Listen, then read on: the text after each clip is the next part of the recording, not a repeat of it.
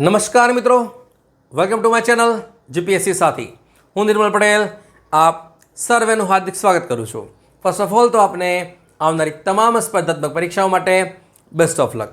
ખાસ કરીને ડીવાયએસઓ અને રેવન્યુ તલાટી માટે બંને પરીક્ષાઓનો જે સિલેબસ હશે એ આપે કમ્પ્લીટ કરી લીધો છે અને આપ અત્યારે એનું રિવિઝન પણ કરતા હશો. પણ રિવિઝન દરમિયાન આપની કન્ફ્યુઝન હશે કરંટ અફેર્સનું, તો બસ આપના આ જ કન્ફ્યુઝનના સોલ્યુશનના ભાગરૂપે આપણે આજે વાત કરવાની છે જુલાઈ મહિનાના મહત્વપૂર્ણ કરંટ અફેર્સની, જેના અંતર્ગત આપણે વાત કરીશું appointment, award, books, days, conference, culture અને ડિફેન્સની. આ વિડીયો જુલાઈ મહિનાનો પાર્ટ 1 છે. આના પછી આવશે પાર્ટ 2, જેમાં આપણે વાત કરીશું sports, space technologies, states, ministry, environment, dispute અને કેટલીક મહત્વપૂર્ણ ન્યૂઝની. આપણે દરેક મહિનાના 2 વિડીયોઝ બનાવીએ છીએ. 2 વિડીયોઝ પણ પ્રોપર સ્લોટ વાઇઝ અથવા તો ટોપિક વાઇઝ હોય છે. ટોપિક વાઇઝ વિડીયો બનાવવાનું કારણ એટલું છે કે આપ જૂના પેપર કોઈ પણ જોઈ લો, કરંટ અફેર્સ જો મેક્સિમમ પૂછાતું હોય છે તો આટલા ટોપિકમાંથી જ પૂછાતું હોય છે. એટલા માટે આપણે ટોપિક વાઇઝ વિડીયો બનાવીએ છીએ, એ પણ દરેક મહિનાના 2 જ. ઓકે, આશા રાખું કે આપને વિડીયો જરૂરથી પસંદ આવશે.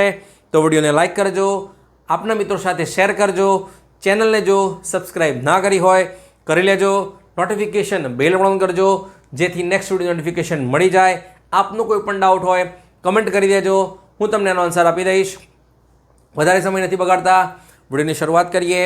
યુટ્યુબની અંદર જે રિઝોલ્યુશન છે એ બાય ડિફોલ્ટ 240 પિક્સલ છે, તેથી આપણે જે બોર્ડ પર લખેલું છે એ બ્લર દેખાશે, એટલે કે ક્લિયર નહીં દેખાય. તો એક રિક્વેસ્ટ છે, યુટ્યુબની અંદર જે રિઝોલ્યુશન છે એ 720 પિક્સલ કરી દેજો અથવા તો એનાથી પ્લસ કરી દેજો.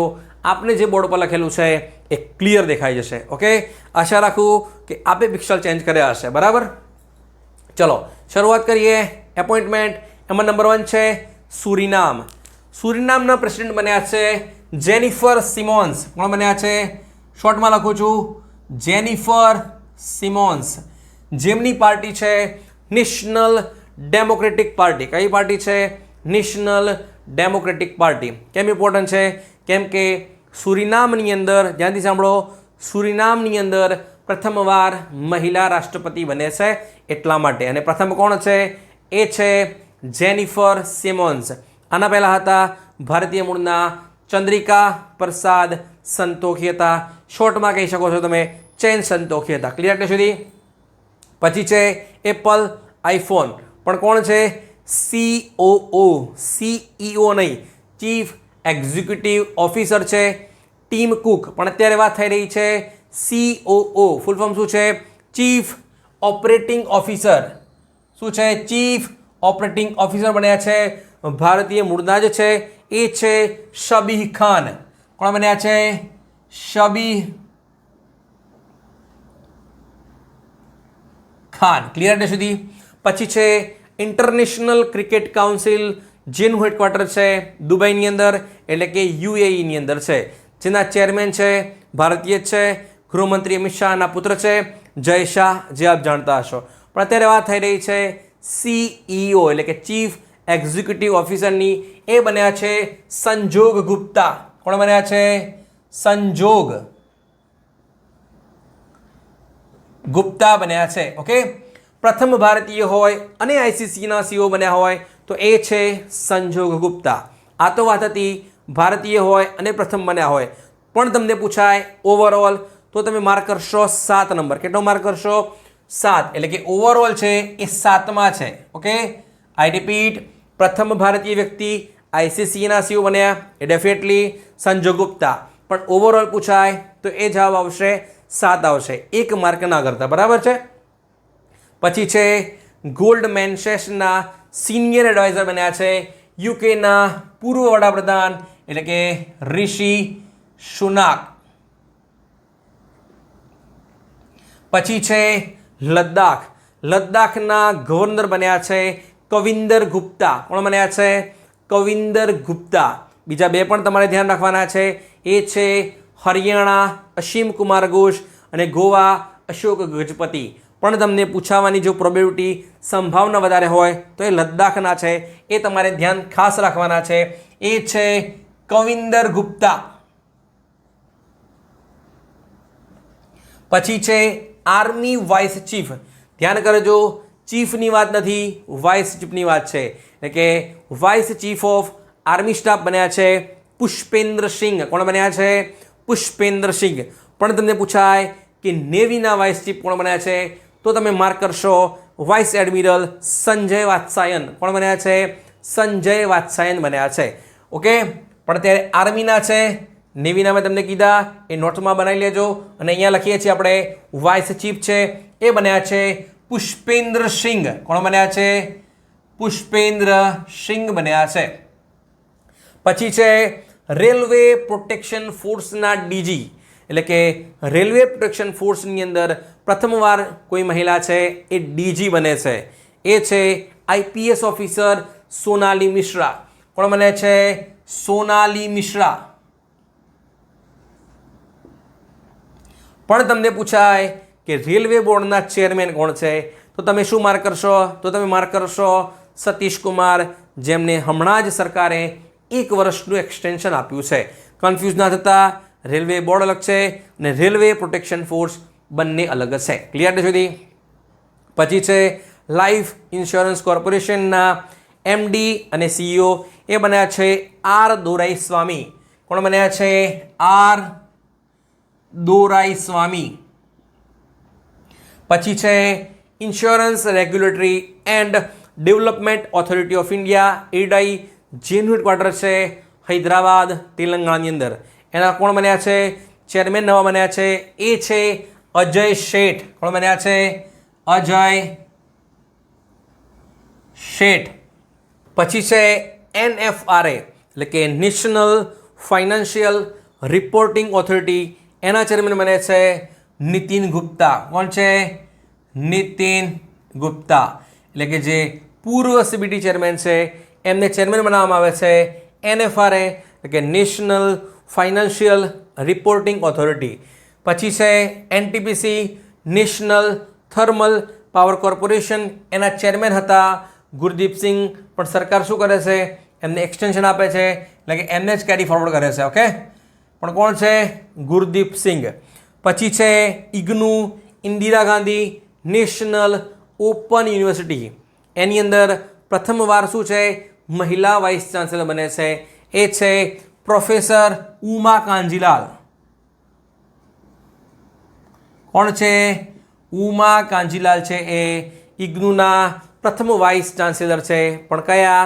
મહિલા છે. ઓકે, પછી છે IFFCO Indian farmers fertiliser cooperative.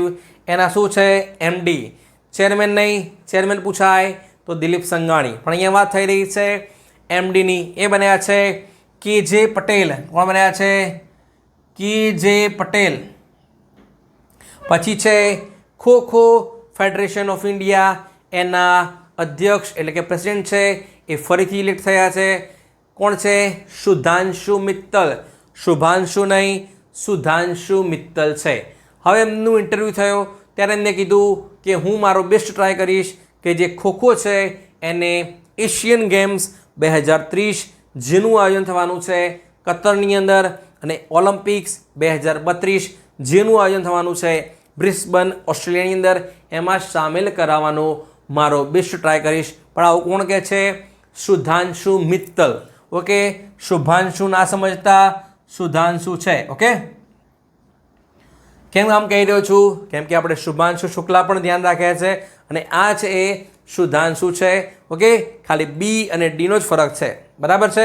પછી વાત કરીએ કેટલીક મહત્વપૂર્ણ બુક છે. જગ્યા નથી એટલે લખ્યું નથી, પણ 3 બુક છે એ ખૂબ જ મહત્વપૂર્ણ છે. નંબર 1 છે ધવન, એ ઓટોબાયોગ્રાફી છે. પણ કોની છે? ધવન કોની છે? ધવનની છે. પણ ધવન એટલે કે શિખર ધવનની છે. ઓકે, ધવન, શિખર ધવન, આ રીતે તમને જલ્દી યાદ રહેશે. એટલે કે ગબ્બર.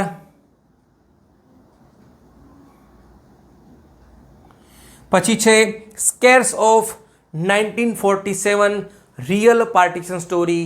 આ લખે છે, ચલો હું ક્લુ આપું, આ લખે છે BCCIના પૂર્વ વાઇસ પ્રેસિડેન્ટ, એટલે કે હવે ટૂંક સમયની અંદર જ BCCIના અધ્યક્ષ એટલે કે પ્રેસિડેન્ટ બનશે. ઓકે, એમને આ બુક છે એ બ્રિટનના અથવા યુકેના જે રાજા છે પ્રિન્સ કિંગ ચાર્લ્સ તૃતીય છે એમને ગિફ્ટ કરી છે. ઓકે, તો કોણ છે? યશ, આપને આઈડિયા આવી ગયો છે. એ છે રાજીવ શુક્લા. કોણ છે? રાજીવ શુક્લા. પછી છે બિલીવર્સ ડાયનેમા, એટલે કે આપણા પૂર્વ વડાપ્રધાન જેમનો જન્મદિવસ મનાવવામાં આવે છે, ગુડ ગવર્નન્સ ડે, 25મી ડિસેમ્બર. એમનું સમાધિ સ્થળ છે એ છે સદૈવ અટલ. એમની બાયોગ્રાફી લખી છે, પણ કોણે લખી છે? એ લખે છે અભિષેક ચૌધરી. કોણ લખે છે? અભિષેક ચૌધરી. ઓકે, પછી વાત કરીએ એવોર્ડ છે એમાં નંબર 1 છે મેન્ટલ હેલ્થ એવોર્ડ 2025. પણ કોણ આપે છે? એ આપે છે વર્લ્ડ હેલ્થ ઓર્ગેનાઇઝેશન આપે છે. પણ કોને આપે છે?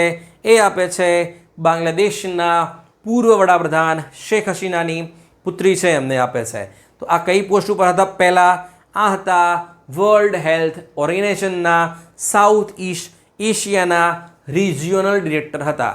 એમના ઉપર કરપ્શન આરોપ લાગ્યા છે એટલે હટાવી દેશે, એટલે હટાવી દીધા છે. એટલે ટૂંક સમયની અંદર નવા આવશે કાર્યવાહક તરીકે. બરાબર છે? તો કોણ છે? એમનું નામ છે, એ છે સાયમા વાજેદ. શોર્ટમાં લખું છું. બરાબર છે? એટલે કે જે સાયમા વાજેદ છે એમને મળ્યો છે WHOનો મેન્ટલ હેલ્થ એવોર્ડ 2025 છે, એ મળ્યો છે. ઓકે, પછી અહીંયા મેં કેટલાક એવોર્ડ લખ્યા છે, ધ્યાન કરજો. કોઈ પ્રોગ્રામિંગ નથી કે કોઈ કેમિકલ ફોર્મ્યુલા નથી. આ એક આપણા વડાપ્રધાન નરેન્દ્ર મોદીજી કેટલાક દેશોની યાત્રા ઉપર ગયા હતા, તો દરેક દેશે એમને શું કર્યું હતું? ત્યાંનો સર્વોચ્ચ એવોર્ડ આપ્યો હતો. તો એક ધ્યાનથી સમજી લેજો, એક પ્રોપર નોટ્સ બનાવી લેજો, તમારું કન્ફ્યુઝન બધું દૂર થઈ જશે. બરાબર છે? ચલો શરૂઆત કરીએ. જીકોમ તો ફૂલ ફોર્મ શું છે? ચલો, એટલે કે grand cross of the order of Makarios તૃતીય. I repeat, grand cross of the order of Makarios તૃતીય છે. ધ્યાન કરજો. અહીંયા વર્ડ છે એ ક્રોસ છે અને અહીંયા છે એ તૃતીય છે. કન્ફ્યુઝન આમાં ઓપ્શનમાં તમને જોવા મળી શકે છે. તો આ કયા દેશનો સર્વોચ્ચ એવોર્ડ છે? એ છે એ સાયપ્રસનો છે. ક્યાંનો છે? સાયપ્રસનો છે. ઓકે, આ નંબર 1. ઓકે, અત્યારે ચલો, તો જે સાયપ્રસના જે પ્રથમ રાષ્ટ્રપતિ હતા એમના નામ પરથી જ આ એવોર્ડ છે. ઓકે, પછી છે OOS, એટલે કે officer of the order of star of. પણ કયા દેશનો છે? એ છે ગાનાનો છે. ક્યાંનો છે? ગાનાનો છે. ક્લિયર સુધી? પછી છે, ધ્યાન કરો અહીંયા, order of Republic of ત્રિનિદાદ and Tobago. Okay, તો કયા દેશનો છે? એ છે ત્રિનિદાદ એન્ડ ટોબેગો. ઓકે, હવે તમને ધ્યાનથી સાંભળો, આ વસ્તુ કહું છું એટલે કે વડાપ્રધાન નરેન્દ્ર મોદી એ પ્રથમ વિદેશી વ્યક્તિ છે જેમને ત્રિનિદાદ એન્ડ ટોબેગોનો સર્વોચ્ચ સન્માન મળ્યું છે. આ વિધાન પણ તમારે ધ્યાન રાખવાનું છે. ઓકે, પછી છે grand caller of national order of southern cross. I repeat, grand caller of national order of southern cross. આ છે એ બ્રાઝિલનું છે. કોનું છે? બ્રાઝિલનું સર્વોચ્ચ સન્માન છે. ઓકે, પછી છે order of the most ancient Welwitschia Mirabilis. આ ક્યાંનું છે? આ છે એ નામીબિયાનો છે. એટલે કે નામીબિયાની અંદર one type of desert plant છે, એના નામે જ આ એવોર્ડ રાખવામાં આવ્યો છે. તો આટલા એવોર્ડ છે એ આપણા વડાપ્રધાન નરેન્દ્ર મોદીજીને મળ્યા હતા. એક પ્રોપર લિસ્ટ બનાવી લેજો, તમને કન્ફ્યુઝન નહીં થાય. બરાબર છે? પછી છે લોકમાન્ય તિલક નેશનલ એવોર્ડ. પણ કેટલામો છે? 43મો છે. 1983થી આપવામાં આવે છે. આ કોને મળ્યો છે? આ વ્યક્તિને મળ્યો છે જે એમ કહેતા ભૂતકાળની અંદર કે મારી ઈચ્છા છે, મારું સપનું છે કે હવે ભારતની અંદર શું કરવાનું છે? ઇથેનોલનું ભરપૂર પ્રોડક્શન કરવાનું છે અને ભારતની અંદર આપણે પેટ્રોલ ખૂબ જ સસ્તું કરવાનું છે. આઈ હોપ કે આપને આઈડિયા આવી ગયો છે. Ministry off road and transport. Okay, સાંસદ સભ્ય ક્યાંથી છે? નાગપુર, મહારાષ્ટ્રથી. એટલે કે વાત થઈ રહી છે નીતિન ગડકરીની. ઓકે, ચલો આશા રાખીએ કે પેટ્રોલના જે ભાવ વધી રહ્યા છે ટૂંક સમયની અંદર ઘટી જશે, કેમ કે ઇથેનોલની અંદર આપણું જે ટાર્ગેટ હતું કે 2025 સુધી કેટલું એચીવ કરવાનું હતું? પેટ્રોલની અંદર 20% ઇથેનોલ એડ કરવાનું હતું. એ થઈ ગયું છે. ટાર્ગેટ રાખ્યું હતું 2030 સુધી, પણ આપણે 5 વર્ષ અગાઉ રાખ્યું હતું, તો આપણે અચીવ કરી લીધું છે. આશા રાખીએ સરકાર જલ્દી ઇમ્પ્લિમેન્ટ કરી દે પેટ્રોલના જે ભાવ છે. પછી છે એ ડેઝ છે, એ છે ડૉક્ટર્સ ડે, સીએ ડે અને જીએસટી ડે. ડેઝ મેં એક લિમિટેડ કર્યા છે અને થીમ પણ હું તમને 3 થી 4 કહીશ, વધારે નહીં કહું, બરાબર છે. ચલો, તો જે ડૉક્ટર્સ ડે છે, સીએ ડે છે અને જીએસટી ડે ક્યારે મનાવવામાં આવે છે? એ મનાવવામાં આવે છે 1 જુલાઈ. આ બધા જુલાઈના ડેઝ છે, એટલે હું અહીંયા જુલાઈ નહીં લખું, બરાબર છે. ચલો, હવે વાત કરીએ ડૉક્ટર્સ ડે મનાવવામાં આવ્યો 1 જુલાઈએ. એની થીમ છે યસ, એ છે behind the mask who heals the healers. I repeat, behind the mask who heals the healer. National CA day પણ છે, એની થીમ તમારે ધ્યાન રાખવાની નથી. અને છેલ્લે છે ગુડ્સ એન્ડ સર્વિસીસ ટેક્સ, બરાબર છે. એ છે ભારતની અંદર લાગુ થયો હતો 1 જુલાઈ 2017ના દિવસે. એને અત્યારે 8 વર્ષ પૂરા થઈ ગયા છે અને હમણાં જ જીએસટી કાઉન્સિલની 56મી મીટ યોજાઈ છે ન્યૂ દિલ્હી ખાતે. અને સરકારે જે જીએસટીના જે સ્લેબ હતા, કેટલા હતા? 5, 12, 18 અને 28, એમાંથી ઓછા કરીને કેટલા કર્યા છે? માત્ર 5 અને 18 કરી દીધા છે. ઓકે, ચલો પછી વાત કરીએ વર્લ્ડ યુએફઓ ડે, એટલે કે અનઆઇડેન્ટિફાઈ ફ્લાઇંગ ઓબ્જેક્ટ. એ મનાવવામાં આવે છે 2 જુલાઈએ મનાવવામાં આવે છે. પણ તમને પૂછાય કે વર્લ્ડ એસ્ટેરોઇડ ડે, તો તમે શું કરશો? તો તમે માર્ક કરશો 30મી જૂન માર્ક કરશો. કયું માર્ક કરશો? 30મી જૂન. પણ અત્યારે વાત થઈ રહી છે જુલાઈની. એસ્ટેરોઇડ પૂછાય તો 30મી જૂન છે, બરાબર છે. પછી છે વર્લ્ડ ઝૂનોસિસ ડે, એટલે કે કેટલાક એવા રોગો છે જે પ્રાણીઓમાંથી મનુષ્યની અંદર ફેલાય છે, એના અવેરનેસ માટે આ ડે મનાવવામાં આવે છે. જેમ કે COVID-19 છે, ઝિકા વાયરસ છે, ઇબોલા વાયરસ છે અને છેલ્લે છે રેબીઝ, જે આપ જાણતા હશો દિલ્હીની અંદર ખૂબ જ ચર્ચાની અંદર છે, બરાબર છે. તો ક્યારે મનાવવામાં આવે છે? એ મનાવવામાં આવે છે 6 જુલાઈએ મનાવવામાં આવે છે. તો આ પૂછાવાની પૂરેપૂરી શક્યતા છે. ઓકે, ચલો પછી છે વર્લ્ડ રૂરલ ડેવલપમેન્ટ ડે. ક્યારે મનાવવામાં આવે છે? એ છે 6 જુલાઈ. આમાં તમારે ગુજરાતી પણ ધ્યાન રાખવાનું છે, એટલે કે વિશ્વ ગ્રામીણ વિકાસ દિન ક્યારે મનાવવામાં આવે છે? તો એ છે 6 જુલાઈ છે. પછી છે વર્લ્ડ પોપ્યુલેશન ડે, વસ્તી દિન 11મી જુલાઈ. પછી છે વર્લ્ડ યુથ સ્કિલ ડે, એ મનાવવામાં આવે છે 15મી જુલાઈ. હવે હું તમને કહું કે યુથ છે એને આપણે શેમાં સ્કિલ આપવાનું છે? ડેફિનેટલી એઆઈમાં જ આપવું પડશે, કેમ કે એઆઈનો જમાનો આવી ગયો છે, એઆઈની સદી છે. તો એઆઈ માટે કોઈ ડેઝ ખરો? યસ, એઆઈ એપ્રિશિએશન્સ ડે, એ મનાવવામાં આવે છે યુથ સ્કિલના પછી જ, એટલે કે 16મી જુલાઈએ મનાવવામાં આવે છે. આ પણ પૂછાઈ શકે છે. ઓકે, ચલો પછી છે વર્લ્ડ સ્નેક ડે, એટલે કે 16મી જુલાઈ. બીજી એક તમને વાત કહું કે હમણાં જ national research centre on camel, એટલે કે બિકાનેરની અંદર છે. ઓકે, તો એણે હમણાં એક રિસર્ચ કર્યું કે ઊંટ છે, આઈ રિપીટ ઊંટ છે, એટલે કે જે કેમલ છે, એનું એક આંસુ છે એ 26 જે સાપ છે એના ઝેરને ન્યુટ્રલાઇઝ કરી શકે છે. આ રિસર્ચ કર્યું છે નેશનલ રિસર્ચ સેન્ટર ઓન કેમલે કર્યું છે, જે બિકાનેરની અંદર છે, બરાબર છે. આશા રાખીએ જે જાયન્ટ ફાર્માસ્યુટિકલ કંપનીઝ છે હવે આના ઉપર રિસર્ચ કરે અને ઇન ફ્યુચર આની જે ડ્રગ્સ છે અથવા દવા છે એ બનાવી લે ફટાફટ, બરાબર છે. પછી છે ઇન્ટરનેશનલ ચેસ ડે અને મૂન ડે, એ મનાવવામાં આવે છે 20મી જુલાઈ. ક્યારે મનાવવામાં આવે છે? 20મી જુલાઈ. બંનેની થીમ તમારે ધ્યાન રાખવાની છે. ચેસની પૂછાય તો એ છે એવરી મૂવ્સ કાઉન્ટ. આઈ રિપીટ, એવરી મૂવ કાઉન્ટ. અને પૂછાય છે મૂન ડેની થીમ પૂછાય છે તો તમારે કરવાનું છે 1 મૂન 1 વિઝન અને 1 ફ્યુચર છે. એટલે કે 20મી જૂન 1969ના દિવસે શું થાય છે? એપોલો 11 છે એ ક્યાં લોન્ચ થાય છે, ક્યાં સફળ પરીક્ષણ કરે છે, ક્યાં લેન્ડ થાય છે? એ લેન્ડ થાય છે ચંદ્રમા પર, જે આપ જાણતા હશો નીલ આર્મસ્ટ્રોંગ. એના યાદની અંદર દર વર્ષે 20મી જુલાઈએ મનાવવામાં આવે છે ઇન્ટરનેશનલ મૂન ડે મનાવવામાં આવે છે, બરાબર છે. પછી છે નેશનલ ફ્લેગ એડોપ્શન ડે, એટલે કે 22મી જુલાઈ 1947ના રોજ ભારતની જે બંધારણ સભા છે એ શું કરે છે?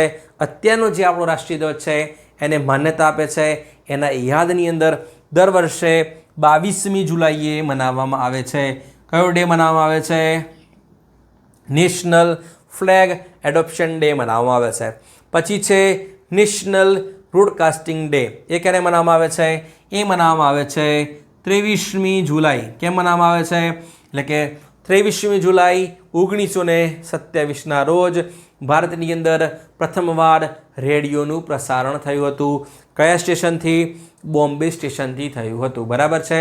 જેનું નામ 1936ની અંદર ઓલ ઇન્ડિયા રેડિયો કર્યું હતું અને 1956ની અંદર થઈ ગયું હતું આકાશવાણી. આ તો વાત હતી નેશનલ બ્રોડકાસ્ટિંગ ડે. પણ તમને પૂછી લે પબ્લિક સર્વિસ બ્રોડકાસ્ટિંગ ડે ક્યારે મનાવવામાં આવે છે? તો તમે શું માર્ક કરશો? તો તમે માર્ક કરશો 12 નવેમ્બર. કેમ કે 12મી નવેમ્બરના રોજ ગાંધીજી પ્રથમવાર ક્યાં ગયા હતા? ઓલ ઇન્ડિયા રેડિયોની અંદર માત્ર એમના જીવનકાળની અંદર એકવાર ગયા હતા 12 નવેમ્બરના રોજ. એટલા માટે જ 12મી નવેમ્બરે શું મનાવવામાં આવે છે? પબ્લિક સર્વિસ બ્રોડકાસ્ટિંગ ડે મનાવવામાં આવે છે. પણ અત્યારે વાત થઈ રહી છે નેશનલ બ્રોડકાસ્ટિંગ ડે. એ મનાવવામાં આવે છે 23મી જુલાઈ છે. ઓકે. પછી છે ઇન્કમ ટેક્સ ડે. એટલે કે 24મી જુલાઈ 1860ના રોજ જેમ્સ વિલ્સન ભારતની અંદર લાગુ કરે છે ઇન્કમ ટેક્સ. ઓકે. તો એના યાદની અંદર દર વર્ષે 24મી જુલાઈએ મનાવવામાં આવે છે ઇન્કમ ટેક્સ ડે. પણ હું તમને પૂછું કે આ વર્ષે એટલે કે 2025માં કેટલામો હતો? તો તમે શું માર્ક કરશો? તો તમારે માર્ક કરવાનું છે 166મો. આમ તો દરેક ડેઝ એક નંબર પ્રમાણે હોય છે, બધા નથી ધ્યાન રાખવાના. તો આવો રેર દિવસ હોય એ તમારે જરૂર ધ્યાન રાખવાનો છે. આમાં તમારે ધ્યાન રાખવાનું છે 166. ક્લિયર ડે સુધી? પછી છે mangroves day. Okay. International mangrove day એ મનાવવામાં આવે છે 26મી જુલાઈ. અને લાસ્ટ છે એ છે ટાઈગર ડે. એ ક્યારે મનાવવામાં આવે છે? એ મનાવવામાં આવે છે 29 જુલાઈ. ક્યારે મનાવવામાં આવે છે? 29 જુલાઈ. ઓકે. તો દુનિયાની અંદર જેટલા પણ ટાઈગર્સ છે એના 70% ટાઈગર્સ છે એ ભારતની અંદર છે. ઓકે. કેટલા છે? 36×2 82 છે. 72 નહીં, 3682 છે ભારતની અંદર ટાઈગર્સ છે. ઓકે. કેટલા ટાઈગર રિઝર્વ છે? 58 છે. ઇન ફ્યુચર તૈયારીમાં છે 2-3 જેવા, જેને શોર્ટ ટાઈમની અંદર મંજૂરી મળી જશે. બરાબર છે. પછી વાત કરીએ કોન્ફરન્સ. એમાં નંબર 1 છે 17મી બ્રિક્સ સમિટ. આપ જાણતા હશો બ્રાઝિલની અંદર આયોજન થાય છે. 18મી યોજાશે આવતા વર્ષે ભારતની અંદર. એટલે કે 18મી યોજાશે 2026ની અંદર ભારતની અંદર. પણ હું તમને પ્રશ્ન કરું કયા શહેરની અંદર યોજાય છે? તો તમારે માર્ક કરવાનું છે રિયો ડી જાનેરો. કયું છે? રિયો ડી જાનેરો ખાતે. તો પ્રશ્ન તમે કેવી રીતે પૂછાશે કે તાજેતરની અંદર જે રિયો ડી જાનેરો ડિક્લેરેશન છે એ કઈ સમિટ અંતર્ગત અપનાવવામાં આવ્યું છે? તો જવાબ આવશે બ્રિક્સ સમિટ છે. ઓકે. કેટલાક દેશો પણ એડ થયા છે. તમને કન્ફ્યુઝન હશે, તમારું કન્ફ્યુઝન આપણે દૂર કરી દઈએ. ઓકે. તો ધ્યાન કરો અહીંયા મેમ્બર, પાર્ટનર અને મેમ્બર. આઈ રિપીટ, મેમ્બર, પાર્ટનર અને મેમ્બર. મેમ્બર એટલે કે જે બ્રિક્સ દેશો છે એનો 10મો ફૂલ મેમ્બર બને છે આ સમિટની અંદર. એટલે કે 17મી સમિટ ક્યાં યોજાય છે? બ્રાઝિલની અંદર. એમાં જોડાય છે 10મો ફૂલ મેમ્બર એટલે કે કયો છે? ઇન્ડોનેશિયા. ક્લિયર સુધી? પછી મેં તમને કીધું પાર્ટનર કન્ટ્રીઝ. ગયા વર્ષે બ્રિક્સ યોજાઈ હતી રશિયાના શહેર કઝાનની અંદર. તો એમાં એક પાર્ટનર કેટેગરી એડ કરી હતી. તો 10મો પાર્ટનર કન્ટ્રીઝ કયો જોડાયો આ સમિટની અંદર? એ યોજાય છે વિયેતનામ. ત્રીજી મેં તમને કીધી એ છે મેમ્બર. તો જે બ્રિક્સ દેશો છે એનું કોઈ હેડક્વાર્ટર નથી, પણ એની એક બેંક છે જેને કહેવામાં આવે છે ન્યૂ ડેવલપમેન્ટ બેંક, જેનું હેડક્વાર્ટર ક્યાં છે? શાંઘાઈ એટલે કે ચાઇનાની અંદર છે. એના પ્રેસિડેન્ટ છે દિલ્મા રૂસેફ અને વાઇસ પ્રેસિડેન્ટ છે રાજીવ રંજન છે. કોણ છે? રાજીવ રંજન છે. એટલે કે જે બ્રિક્સ બેંક છે અથવા જે ન્યૂ ડેવલપમેન્ટ બેંક છે એનો 10મો સદસ્ય બન્યો છે ઉઝબેકિસ્તાન અને 11મો બન્યો છે એ છે કોલંબિયા.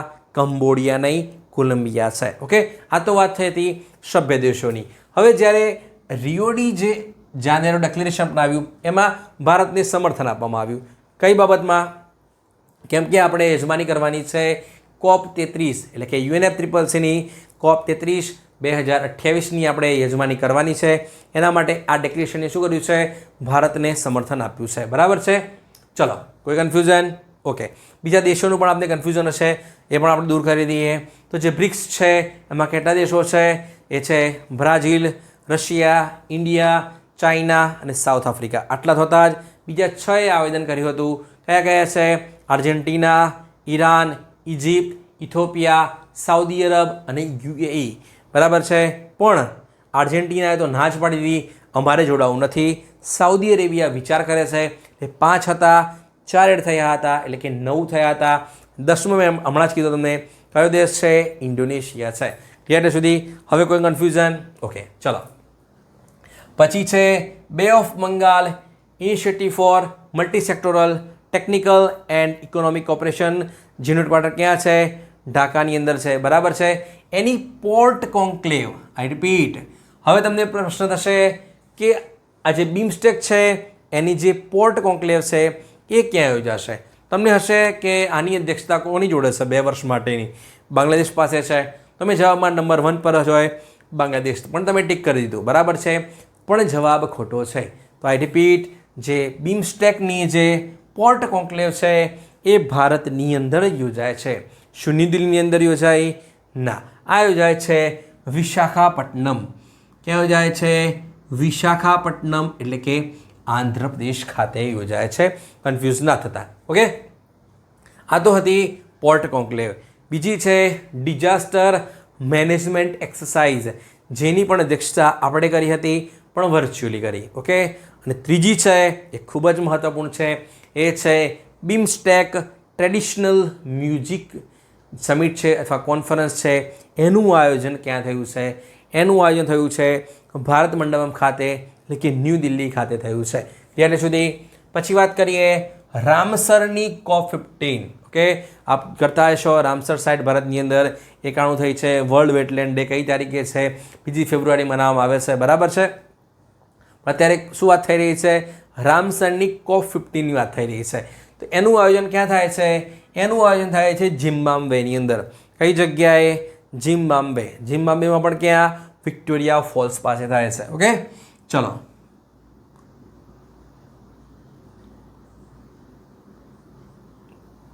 હું તમને પ્રશ્ન કરું કે આની જે COP16 છે એનું આયોજન ક્યાં થશે? એનું આયોજન થશે 2028ની અંદર પનામાની અંદર થશે. ક્લિયર? એટલે સુધી હવે મેં તમને કીધું કે વર્લ્ડ વેટલેન્ડ ડે મનાવવામાં આવે છે કઈ તારીખે? 2 ફેબ્રુઆરી તારીખે. વેટલેન્ડ પણ શું છે? વન ટાઈપ ઓફ લેક છે, પોન્ડ છે. કન્સિડર કરી શકો છો આપ. તો એવો ડે ખરો કે જે લેક માટે મનાવવામાં આવે છે. અત્યાર સુધી નહોતો, પણ હવે જાહેર થઈ ગયો છે. એટલે કે વર્લ્ડ લેક ડે કઈ તારીખે? 27મી ઓગસ્ટના રોજ મનાવવામાં આવશે. પ્રથમવાર મનાવવામાં આવ્યો છે. એટલે સુધી ઓકે, ચલો. આની થીમ શું હતી? એ છે protecting wetland for our common future. Okay, ચલો. પછી છે international union for conservation of nature, જેનું હેડક્વાર્ટર ક્યાં છે? ગ્લેન્ડ, સ્વિટ્ઝરલેન્ડની અંદર. એની વર્લ્ડ કન્ઝર્વેશન કોંગ્રેસ યોજાઈ છે. આઈ રિપીટ, વર્લ્ડ કન્ઝર્વેશન કોંગ્રેસ યોજાઈ છે. શું સ્વિટ્ઝરલેન્ડની અંદર યોજાઈ? એના હેડક્વાર્ટરની અંદર? ના, આ યોજાય છે આબુ ધાબીમાં. ક્યાં યોજાય છે? આબુ ધાબીની અંદર યોજાય છે. ઓકે, પછી છે ઇન્ટરનેશનલ સોલર અલાયન્સની 7મી રિજિયોનલ કમિટી મિટિંગ પણ કોની છે? એશિયા પેસિફિક માટેની છે. તો એ ક્યાં યોજાય છે? એ યોજાય છે શ્રીલંકાની અંદર. ક્યાં યોજાય છે?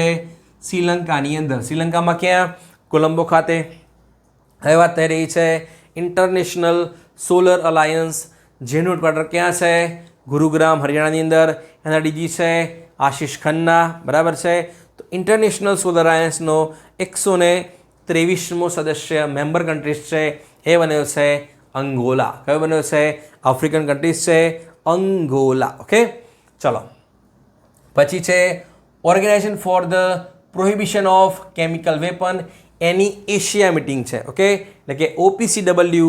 એનું હેડક્વાર્ટર ક્યાં છે? ધ હેગ, નેધરલેન્ડની અંદર. આની જે એશિયા મીટ યોજાય છે એ યોજાય છે ન્યૂ દિલ્હી ખાતે. ક્યાં યોજાય છે? ન્યૂ દિલ્હી ખાતે યોજાય છે. પછી ખૂબ જ મહત્વપૂર્ણ AI impact summit, artificial intelligence impact સમિટનું આયોજન થશે ફેબ્રુઆરી 2026ની અંદર. પણ હોસ્ટ કોણ કરશે? હોસ્ટ કરીશું આપણે જ કરીશું. એટલે કે અહીંયા યોજાશે ભારતની અંદર જ યોજાશે, એટલે કે ઇન્ડિયામાં જ યોજાશે. ઓકે. પછી છે 27મી ઈસ્ટર્ન ઝોનલ કાઉન્સિલ, એટલે કે ભારતની અંદર આવી ટોટલ 5 ઝોનલ કાઉન્સિલ છે જેની પદે અધ્યક્ષતા કરે છે આપણા ગૃહમંત્રી જે પણ હોય. એટલે કે અત્યારે હાલ કોણ છે? અમિત શાહ છે. તો કોઈ પણ ઝોનલ કાઉન્સિલ હશે એની અધ્યક્ષતા કરશે આપણા ગૃહમંત્રી, એટલે કે અમિત શાહ કરશે. બરાબર છે. પણ અત્યારે વાત થઈ રહી છે 27મી ઈસ્ટર્ન ઝોનલ કાઉન્સિલ છે. એટલે કે ઈસ્ટર્ન એટલે કે કેટલા રાજ્યોનો સમાવેશ થશે? એ છે ઝારખંડ, ઓડિશા, બિહાર અને વેસ્ટ બેંગાલ છે. ઓકે. તો 27મી ક્યાં યોજાય છે? એ યોજાય છે રાંચી ખાતે. ક્યાં યોજાય છે? રાંચી ખાતે યોજાય છે. રાંચી ક્યાં છે? ઝારખંડની અંદર છે. 28મી ક્યાં યોજાય છે? 28મી યોજાશે ઓડિશાની અંદર યોજાશે. ઓકે. એટલે કે ત્યાંના જે મુખ્યમંત્રી છે મોહન ચરણ માંઝી એમને કહી દીધું છે કે અમે હોસ્ટ કરવા તૈયાર છીએ અને અમે હોસ્ટ કરીશું. બરાબર છે. પછી ખૂબ જ મહત્વપૂર્ણ છે એ છે કલ્ચર. એમાં નંબર 1 છે 47મું સેશન યોજાય છે વર્લ્ડ હેરિટેજ કમિટીનું. કઈ જગ્યાએ યોજાયું હતું? યુનેસ્કોના હેડક્વાર્ટરની અંદર, એટલે કે પેરિસની અંદર યોજાય છે. ક્યાં યોજાય છે? પેરિસની અંદર યોજાય છે. ઓકે. ચલો, તો આ જે સેશન યોજાયું 47મું, આઈ રિપીટ 47મું જે સેશન યોજાય છે એમાં ભારતની 44મી વર્લ્ડ હેરિટેજ સાઇટ બને છે 12 મરાઠા મિલિટરી લેન્ડસ્કેપ. તો ટોટલ કેટલા કિલ્લા છે? 12 છે. આમ તો ભારતની અંદર અસંખ્ય કિલ્લાઓ છે પણ એમાંના જે પસંદ કર્યા છે એ છે 12. ઓકે. શેના માટે? 44મી વર્લ્ડ હેરિટેજ સાઇટ્સ માટે. ક્લિયર સુધી? એમાંના 11 કિલ્લાઓ છે એ છે એ મહારાષ્ટ્રની અંદર છે, પણ એક કિલ્લો છે એ માત્ર તમિલનાડુમાં છે. એ છે જિંજી ફોર્ટ. કયો છે? જિંજી ફોર્ટ છે. ઓકે. આ તો વાત હતી 44મી વર્લ્ડ હેરિટેજ સાઇટ. તો ગયા વર્ષે જે 46મું સેશન યોજાયું હતું ન્યૂ દિલ્હી ખાતે, તો એની અંદર ભારતની 43મી વર્લ્ડ હેરિટેજ સાઇટ બની હતી. અસ્સામની અંદર છે ચરાઈદો મોઈદામ્સ છે. ક્લિયર સુધી? હવે તમને કહું કે ભારતની અંદર કેટલી થઈ ગઈ છે? 44 વર્લ્ડ હેરિટેજ સાઇટ્સ છે. ઓકે. આ સાથે જ ભારત દુનિયામાં કેટલા ક્રમે છે? તો તમે માર્ક શું કરશો? તો 44 વર્લ્ડ હેરિટેજ સાઇટ સાથે ભારતનો દુનિયાની અંદર ક્રમ છે 6થા નંબરનો. પણ તમને પૂછાય છે એશિયા પેસિફિક. એશિયા પેસિફિકમાં આપણે કેટલા ક્રમે છીએ? બીજા ક્રમે છે. ઓકે. આ તો ક્રમની વાત હતી. પણ હું તમને કહું કે હવે ભારતની જે વર્લ્ડ હેરિટેજ સાઇટ છે એની અંદર ટેન્ટેટિવ લિસ્ટની અંદર કેટલી સૂચિ છે? તો તમે શું માર્ક કરશો? તો તમે માર્ક કરશો 62. પૂછાશે નહીં પણ તમારે ધ્યાન રાખવાનું છે. એટલે કે ઇન ફ્યુચરની અંદર જે કંઈ પણ સાઇટ છે ભારતની એ વર્લ્ડ હેરિટેજ સાઇટ્સ બનશે. એ શેમાંથી પસંદ કરવામાં આવશે? જે 62 ટેન્ટેટિવ લિસ્ટ છે એમાંથી જ પસંદ કરવામાં આવશે. બરાબર છે. ઇન ફ્યુચર ભારતની ઇન્ટેન્જિબલ કલ્ચર હેરિટેજ સાઇટ બની શકે છે, છઠ મહાપર્વ બની શકે છે. એટલે કે સરકાર વાત કરી રહી છે નોમિનેશન મોકલવા માટે. બરાબર છે. ચલો, આ તો વાત હતી કેટલીક સાઇટ્સની. તો જે યુનેસ્કો છે એ 3 કેટેગરી આપે છે. આઈ રિપીટ, યુનેસ્કો કેટલી કેટેગરી આપે છે? 3 આપે છે. એ છે મિક્સ છે, નેચરલ છે અને કલ્ચરલ છે. ભારતની અંદર કેટલી હતી? 1, 7 અને 34 હતી. બરાબર છે. 35મી બની હતી કઈ? ગયા વર્ષે ચરાઈદો મોઈદામ્સ. અને 36મી કઈ બની છે? કલ્ચરલ બની છે. એ છે મરાઠા મિલિટરી લેન્ડસ્કેપ. એટલે કે તમને પૂછાય, અલગ અલગ કરીને પૂછાય તો પણ તમારે ધ્યાન કરવાનું છે. એટલે કે 1, 7 અને શું બોલશો તમે? 36 બોલવાનું છે. ક્લિયર સુધી? ચલો, પછી છે હરેલા. કેમાં નામ આવે છે? એ છે ઉત્તરાખંડની અંદર.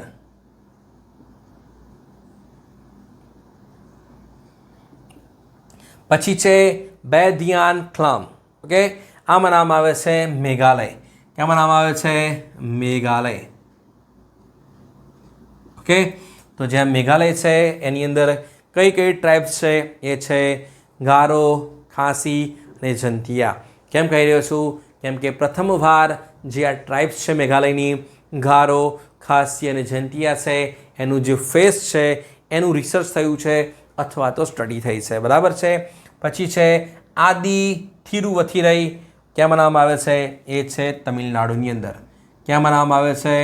તમિલનાડુની અંદર. ઓકે, પૂછાશે, ધ્યાન કરજો. પછી છે ગણેશોત્સવ. તો તાઇવાનની અંદર ભારતના કયા રાજ્યએ સાર્વજનિક ગણેશોત્સવ છે એને પોતાનો સ્ટેટ ફેસ્ટિવલ ડિક્લેર કર્યો છે? ઓકે, ચલો હિન્ટ આપું, ઘણો ટાઈમ થઈ ગયો, હિન્ટ નથી આપી. તો આનો હિન્ટ છે કે આ એ જ રાજ્ય છે જે હવે ટૂંક સમયની અંદર પહેલા ધોરણના જે છોકરાઓ છે એમને બેઝિક મિલિટરી ટ્રેનિંગ આપશે. ઓકે, એની આઈડિયાઝ. વાત થઈ રહી છે મહારાષ્ટ્ર. કોની વાત થઈ રહી છે? મહારાષ્ટ્રની વાત થઈ રહી છે. ઓકે, પછી છે ખર્ચી મેલા ત્રિપુરાની અંદર. પછી છે બથુકમ્મા મેજરલી બનાવવામાં આવે છે તેલંગાણાની અંદર, પણ જે આંધ્રપ્રદેશના કેટલાક એરિયાઝ છે એમાં પણ બનાવવામાં આવે છે, પણ મેજરલી બનાવવામાં આવે છે એ છે તેલંગાણા. ઓકે, પછી છે નાદામ ફેસ્ટિવલ. તો આ શું ભારતનો છે? ના, આ કોઈ બીજા દેશનો છે. કેમ ઇન્ક્લુડ કર્યો છે? કેમ કે આપણા જે વિદેશ મંત્રી છે, એક્સટર્નલ અફેર્સ મિનિસ્ટર છે ડૉક્ટર એસ જયશંકર, એવા નવા વિશ કરતા હોય છે અલગ અલગ દેશોને. તો એમાંનો એક તહેવાર છે એ ઇન્ક્લુડ કર્યો છે, એ છે નાદામ છે. પણ કયા દેશનો છે? એ છે મંગોલિયા. ક્યાંનો છે? મંગોલિયા. ક્લિયર સુધી? ચલો હવે વાત કરીએ ડિફેન્સ. એમાં નંબર 1 છે 32મો સિમ્બેક્સ છે. આ કયા બે દેશો વચ્ચેનો યુદ્ધ અભ્યાસ છે? આ છે ભારત અને સિંગાપોર વચ્ચે થાય છે. પણ ક્યાં યોજાયો? સિંગાપોરની અંદર. આઈ રિપીટ, ભારત અને સિંગાપોર વચ્ચેનો છે. યોજાયો ક્યાં? સિંગાપોર. એસ ફોર સિંગાપોરની અંદર જ યોજાયો છે. હવે સિમ્બેક્સ છે એ one type of naval exercise છે. ડેફિનેટલી આપણું કોઈ જહાજ જશે તો ત્યાં ભારતનું કયું જહાજ ગયું છે? એ ગયું છે ભારતનું INS સતપુરા ગયું છે. ઓકે, પછી છે 14મો બોલ્ડ કુરુક્ષેત્ર. એ યોજાય છે વન્સ અગેઇન ભારત અને સિંગાપોર વચ્ચે. શોર્ટમાં લખું છું I ફોર ઇન્ડિયા અને S ફોર સિંગાપોર. પણ યોજાયો ક્યાં? એ યોજાય છે જોધપુર રાજસ્થાનની અંદર. ઓકે, પછી છે તલિસ્મેન સબરે. તો તાજેતરની અંદર કયા દેશે એનો સૌથી મોટો યુદ્ધ અભ્યાસ, મલ્ટીનેશનલ યુદ્ધ અભ્યાસ છે તલિસ્મેન સબરે, એનું આયોજન કર્યું છે? ઓકે, તો એનો જવાબ છે ઓસ્ટ્રેલિયા. કયો છે? ઓસ્ટ્રેલિયા. ઓકે, ચલો પછી છે ખૂબ જ મહત્વપૂર્ણ છે, એ છે પ્રોજેક્ટ 17A. શું છે? તો જે પ્રોજેક્ટ 17A છે એની અંતર્ગત આપણે શું બનાવવાના છે? સ્ટીલ્થ ફ્રિગેટ બનાવવાના છે. ઓકે, કેટલા બનાવવાના હતા? 7. આઈ રિપીટ, 7 બનાવવાના છે. એમાંથી 4 બનાવશે MDL અને 3 બનાવશે એ બનાવશે GRSE જે કોલકાતા બેઝ છે. ઓકે, તો કયા કયા છે? એ છે નીલગિરી, હિમગિરી, ઉદયગિરી, દુનાગિરી, તારાગિરી, વિંધ્યાગિરી અને મહેન્દ્રગિરી. આવા ટોટલ આપણે કેટલા બનાવવાના છે? 7 બનાવવાના છે. ક્લિયર સુધી? 2 તૈયાર થઈ ગયા હતા. કયા કયા? નીલગિરી અને ઉદયગિરી. ધ્યાન કરજો, નીલગિરી અને ઉદયગિરી બંને તૈયાર થઈ ગયા હતા. અને નેવીને પણ શું કરી દીધા છે? આપણે આપી દીધા છે. પણ કઈ કંપનીએ બનાવ્યા? આ બંને બનાવ્યા છે MDLA, જે ક્યાં છે? મુંબઈ બેઝ છે, મહારાષ્ટ્ર બેઝ છે. ઓકે, અને ત્રીજું પણ આપી દીધું છે, એ છે હિમગિરી છે. આઈ રિપીટ, ત્રીજું પણ છે હિમગિરી છે, એ નેવીને આપી દીધું છે. એ છે એ બનાવ્યું છે GRSE બનાવ્યું છે. એટલે કે 3 તૈયાર થઈ ગયા છે. 3 શું આપી દીધા છે? નેવીને આપ્યા છે. પણ બનાવે છે કોણ? MDL અને GRSE બંને ભાગમાં બનાવે છે. કન્ફ્યુઝ ના થતા. પણ બનાવવાનું શું હતું? સ્ટીલ્થ ફ્રિગેટ બનાવવાના હતા. અહીંયા શોર્ટમાં લખું છું સ્ટીલ્થ ફ્રિગેટ બનાવવાના હતા. ઓકે, પછી છે INS તમલ. તો આપણી જે ભારત સરકાર છે એને 2018ની અંદર રશિયાને કીધું કે તમે શું કરો, અમને 4 આપો. શું આપી દો? સ્ટીલ્થ ફ્રિગેટ આપો. એટલે જે ક્રીવક 3 ક્લાસ છે એના કરતાં પણ મોડર્ન અથવા એના કરતાં પણ અપગ્રેડ વર્ઝનવાળા અમને તો તમારે શું આપવાના છે? સ્ટીલ્થ ફ્રિગેટ આપવાના છે. તો રશિયા કે અમે એક કામ કરીએ, તમને 2 જ આપીશું. 2 અમે તમને આપીશું અને 2 શું કરીશું? અમે પોતે બનાવીશું. ઓકે, તો આઈ રિપીટ, રશિયા પોતે 2 બનાવે છે અને 2માં શું કરવાનું છે? ટેકનોલોજી ટ્રાન્સફર કરવાની છે. કે રશિયાએ આપણને 2 બનાવીને આપી દીધા. કયા કયા છે? INS તુશીલ અને INS તમલ. એમાંનું બીજું છે એ છે INS તમલ છે. આઈ રિપીટ, INS તુશીલ અને INS તમલ છે એ રશિયાએ બનાવેલા શું છે? સ્ટીલ્થ ફ્રિગેટ છે. એ ભારતને સોંપી દીધા છે. આ તો વાત થઈ 2ની, પણ મેં તમને કીધું ટેકનોલોજી ટ્રાન્સફરના આધારે બીજા 2 પણ ભારતમાં બનાવવાના છે. તો ભારતમાં કોણ બનાવશે? ભારતમાં બનાવશે ગોવા શિપયાર્ડ લિમિટેડ. કોણ બનાવશે? ગોવા શિપયાર્ડ લિમિટેડ બનાવશે. એના નામ શું હશે? એના નામ હશે INS ત્રિપુટ અને INS તવશ્ય. ઓકે, મોટાભાગનું કામ પૂરું થઈ ગયું છે. એ પણ શું થશે? ટૂંક સમયની અંદર ભારતીય નેવીની બની જશે. બરાબર છે? ચલો, તો કોને બનાવ્યું INS તમલ? એ બનાવ્યું છે રશિયાએ જ બનાવ્યું છે. તો શું છે? આ પણ one type of stealth frigate છે. ઓકે, કોઈ કન્ફ્યુઝન ના થાય. ઓકે, ચલો, પછી છે INS ચક્ર 3 પ્રોગ્રામ. એ શું છે? તો આ જે છે પ્રોગ્રામ એના અંતર્ગત છે કયો દેશ આપણને અકુલા ક્લાસની ન્યુક્લિયર પાવર સબમરીન આપવાનો છે. તો આ જે દેશ છે એને અને યુક્રેનની યુદ્ધ ચાલે છે એના કારણે જે આ પ્રોજેક્ટ છે એમાં ડિલે થઈ રહ્યું છે. પણ આ દેશ આપણને એવું કહી રહ્યો છે કે અમે તમને 2028 સુધીમાં શું કરીશું? ડિલિવરી કરી દઈશું. બરાબર છે? એટલે કે અકુલા ક્લાસ ન્યુક્લિયર પાવર સબમરીન આપવાનો છે આપણને. પણ દેશ કયો છે? એ છે રશિયા છે. શોર્ટમાં લખું છું. બરાબર છે? યુક્રેન ના સમજતા. ઓકે, પછી છે અપાચે AH-64E. તો શું છે ઘટના?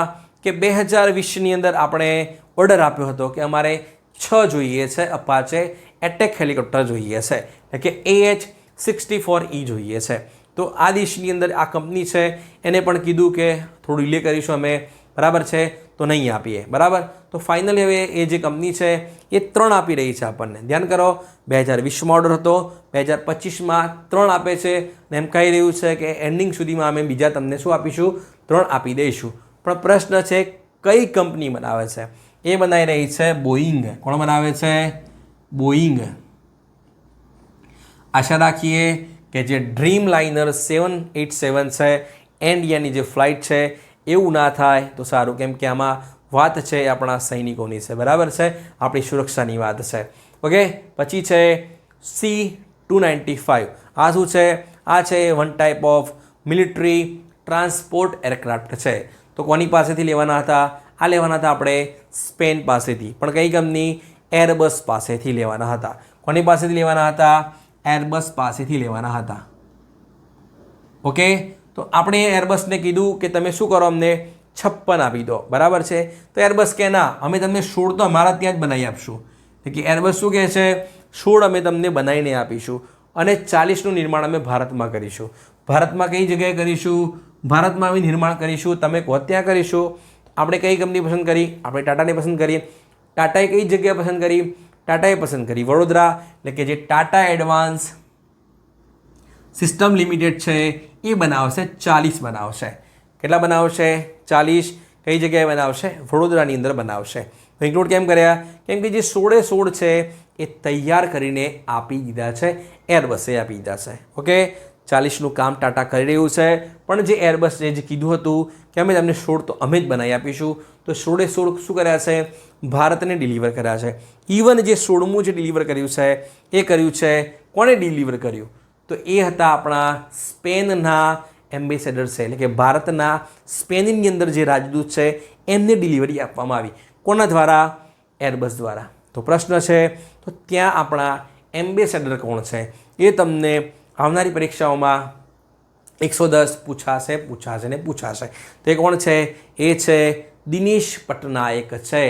કે સ્પેનની અંદર ભારતના રાજદૂત હતા દિનેશ પટનાયક હતા. હવે છે નહીં. હવે અમને ક્યાં મોકલ્યા છે? હવે અમને મોકલી દીધા છે કેનેડા મોકલ્યા છે. ઓકે, તો હવે આપણા કેનેડાની અંદર ભારતના રાજદૂત કોણ છે? એ છે દિનેશ કુમાર પટનાયક છે. એટલે સુધી. ચલો, પછી છે INS નિસ્તાર છે, એટલે કે ભારતની પ્રથમ સ્વદેશી ડાઇવિંગ સપોર્ટ વેસલ છે. પણ બનાવે છે કોણ? એ બનાવે છે હિન્દુસ્તાન શિપયાર્ડ લિમિટેડ બનાવે છે. ઓકે, પછી છે આકાશ પ્રાઇમ. તો આ શું છે? ભારતની one type of air defence system છે, સરફેસ ટુ એર સિસ્ટમ છે, બરાબર છે. પણ પ્રશ્ન છે કે આકાશ પ્રાઇમ છે એનું પરીક્ષણ ક્યાં કરવામાં આવ્યું? એનું પરીક્ષણ કરવામાં આવ્યું હતું લદ્દાખની અંદર. ક્યાં કરવામાં આવ્યું? લદ્દાખની અંદર. ઓકે, જનરલી પરીક્ષણ થતા હોય છે એ ઓડિશાની અંદર થતા હોય છે. આનું જે પરીક્ષણ છે એ ક્યાં કર્યું હતું? આપણે લદ્દાખની અંદર કર્યું હતું, બરાબર છે. પછી છે AK-203 રાઇફલ્સ. આપણે KGF જોઈ હશે, જેમાં રોકીભાઈ કલાશનિકોવા, બરાબર છે. કેમ કહી રહ્યો છું આમ? કેમ કે જે કલાશનિકોવા છે એનું જે અપડેટેડ વર્ઝન અથવા તો જે મોડર્ન વર્ઝન છે એને કહેવામાં આવે છે AK-203 રાઇફલ્સ કહેવામાં આવે છે. ચર્ચામાં કેમ છે? તો આ જે બનાવવાની હતી આપણે અમેઠીની અંદર. ક્યાં બનાવવાની હતી? અમેઠી, કોરવા, ઉત્તર પ્રદેશની અંદર. કઈ કંપની બનાવશે? ભારત અને રશિયાનું જોઈન્ટ વેન્ચર છે, એટલે કે India Russia rifle private limited બનાવશે. પણ કઈ જગ્યાએ? અમેઠી એટલે કે કોરવા, ઉત્તર પ્રદેશની અંદર, બરાબર છે. તો એવું કહે છે કે અમે તમને 6 લાખ AK-203 એટલે કે જે રાઇફલ્સ છે અમે તમને 2032 કરતાં પણ પહેલાં આપી દઈશું. એપ્રોક્સિમેટ કહી રહ્યા છે 2030ની અંદર અમે તમને આપી દઈશું, બરાબર છે. ચલો, હું તમને બીજો એક પ્રશ્ન કહું તમને કે જે AK-203 રાઇફલ્સ છે એને ભારતની અંદર કયા નામે ઓળખવામાં આવે છે? ભારતમાં એનું નામ છે શેર નામ છે. હવે આપણે આ તો લઈ લીધી, તો આ જે રાઇફલ્સ છે એ ભારતની કઈ રાઇફલ્સને રિપ્લેસ કરશે અથવા તો કઈ રાઇફલ્સની જગ્યા લેશે? તો એ આવશે ઇન્સાસ રાઇફલ. કઈ આવશે? ઇન્સાસ રાઇફલની જગ્યાએ આપણે શું વાપરીશું? આપણી જે સૈનિકો છે, જવાનો છે, એ વાપરશે AK-203 કલાશનિકોવા. ઓકે, પછી છે લેફ્ટનન્ટ આસ્થા પુનિયા. આ કેમ ચર્ચામાં છે? કેમ કે ભારતીય નેવીની અંદર, ધ્યાનથી સાંભળો, ભારતીય નેવીની અંદર પ્રથમ મહિલા ફાઇટર પાયલોટ હોય તો એ છે લેફ્ટનન્ટ આસ્થા પુનિયા. શું બન્યા છે? ફાઇટર પાયલોટ બન્યા છે. પણ શેમાં છે? નેવીની અંદર છે. એ તમારે ધ્યાન રાખવાનું છે. પછી છે પેટ્રિયોટ એર ડિફેન્સ સિસ્ટમ. ઓકે, અત્યારે જે રશિયા અને યુક્રેનને જે યુદ્ધ ચાલે છે એમાં ઘણા બધા લોકો અથવા તો જે દેશો છે એ મદદ કરી રહ્યા છે એકબીજાને, બરાબર છે. તો જે પેટ્રિયોટ એર ડિફેન્સ સિસ્ટમ છે એ કયો દેશ છે? એ યુક્રેનને આપશે. એ આપશે અમેરિકા. કોણ આપશે? અમેરિકા. પણ અમેરિકા એવું કહી રહ્યું છે કે અમે તમને યુક્રેનને આપી તો શું? આપી તો દઈશું, બરાબર છે, પણ આનો જે ખર્ચો છે એ કોણ આપશે? એ આપશે યુરોપિયન યુનિયન આપશે. કોણ આપશે? European union. પણ અમેરિકા છે એ કોને આપે છે? યુક્રેનને આપે છે, બરાબર છે. ચલો, યુકે ના સમજતા યુક્રેન લખ્યું છે. ઓકે, પછી છે ટોરસ છે. એ શું છે? તો ટોરસ છે one type of long range cruise missile છે. શું છે? લોંગ રેન્જ ક્રૂઝ મિસાઇલ છે. એટલે કે જે વોલોદિમીર ઝેલેન્સ્કી છે એ અવારનવાર માગણી કરે છે, ઇવન રિક્વેસ્ટ પણ કરે છે કે તમે અમને શું આપી દો? ટોરસ મિસાઇલ આપો, બરાબર છે. તો કયા દેશ પાસે માગણી કરે છે? એ માગણી કરી રહ્યા છે જર્મની પાસે. એ જ જર્મની અને યુકે કઈ સંધિ કરશે? કેસિંગ્ટન સંધિ કરશે, જેની ચર્ચા આપણે નેક્સ્ટ વિડીયોઝની અંદર કરીશું, બરાબર છે. પછી છે પ્રહાર અથવા તો પ્રહર. એ શું છે? આપ જાણતા હશો કે ભારતની અંદર ઘણી બધી મિસાઇલ્સ છે. પટનાસ છે, બરાબર છે, એર ડિફેન્સ સિસ્ટમ છે. આપણી પાસે જે પિનાકા એર ડિફેન્સ સિસ્ટમ છે એ કઈ છે? એ શોર્ટ રેન્જની છે, કે એપ્રોક્સિમેટ કહી શકો તમે 50થી લઈને 75 સુધીની છે, બરાબર. બીજી છે પ્રલય છે, એ 150થી 450, 500 સુધીની છે. આપણી જોડે શોર્ટ મીડિયમ રેન્જ નથી. આઈ રિપીટ, શોર્ટ તો હતી જ, લોંગ પણ હતી, પણ મીડિયમ નહોતી. તો ભારતીય સેનાએ અથવા પરીક્ષણ કર્યું છે, DRDO પરીક્ષણ કર્યું છે, એ છે એ પ્રહારનું કર્યું છે. આની રેન્જ છે એ કેટલી છે? 150 છે. કેટલી છે? 150 છે, બરાબર છે. ક્લિયર એટલે સુધી? ચલો, તો શું છે? One type of surface two surface missile છે. કઈ છે? સરફેસ ટુ સરફેસ મિસાઇલ છે. ક્લિયર એટલે સુધી? ચલો, પછી છે ગરુડ શક્તિ. આ કયા દેશ સાથે કરવામાં આવે છે? એ કરવામાં આવે છે ઇન્ડોનેશિયા સાથે. કયા દેશ પાસે? ઇન્ડોનેશિયા સાથે કરવામાં આવે છે. બીજો પણ કરવામાં આવે છે, એ છે સમુદ્ર શક્તિ પણ કરવામાં આવે છે. ઓકે, તો હા, તો આપણું જુલાઈ મહિનાનું પાર્ટ 1નું કરંટ અફેર્સ. આશા રાખું કે આપને વિડીયો જરૂરથી પસંદ આવશે. તો વિડીયોને લાઇક કરજો, આપના મિત્રો સાથે શેર કરજો, ચેનલને જો સબસ્ક્રાઈબ ના કરી હોય કરી લેજો, નોટિફિકેશન બેલ પણ કરજો, નેક્સ્ટ વિડીયોની નોટિફિકેશન મળી જશે આપને. અને આપનું કોઈ પણ ડાઉટ હોય કમેન્ટ કરી દેજો, હું તમને એનો આન્સર આપી દઈશ. મળીએ છીએ નવા વિડીયોઝની અંદર. જય હિન્દ, જય ભારત.